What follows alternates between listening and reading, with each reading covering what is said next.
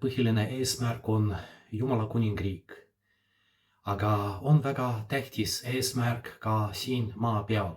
Muidugi on erinevaid eesmärke, aga üks väga tähtis on meie muutmine. Ja sellest on vaja mõelda, eriti siis, kui me tähistame Issanda muutmise kirikupüha. See meie muutmine ei ole ainult väline, et midagi toimub minu kehaga. Ma ei saa olla nagu päike. Päike valgus on Jeesus Kristus.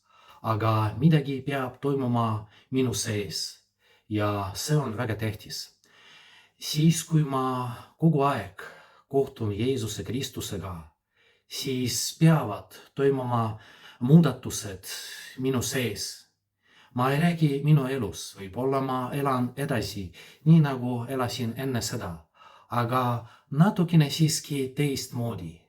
Sellepärast, et minu nägu on teistsugune, võib-olla natukene rohkem naeratust. Ja tänu sellele teised inimesed tahavad olla koos minuga. Midagi toimub minu südames. Ma pärast seda vähemalt natukene rohkem näen oma südamega teisi inimesi. Olen lahke inimene, olen sõbralikum ja see peab toimuma. Jälle, sellepärast, et ma kohtusin Jeesuse Kristusega. Ja see kohtumine, need kohtumised toimuvad iga kord, kui ma palvetan, kui ma käin missal, kui ma loen Jumala sõna. Väga tore, kui me teeme seda, aga mõtisklegem selle üle, kas pärast neid kohtumisi toimub ka meie muudatused või ma elan nii, nagu elasin enne seda.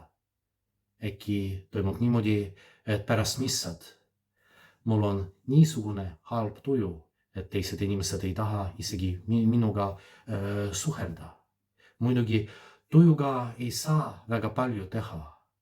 Aga siis, kui ma tunnen, et Jeesus Kristus on minu sees, ma kohtusin temaga, peavad olema mõned järeldused, midagi peab toimuma minuga.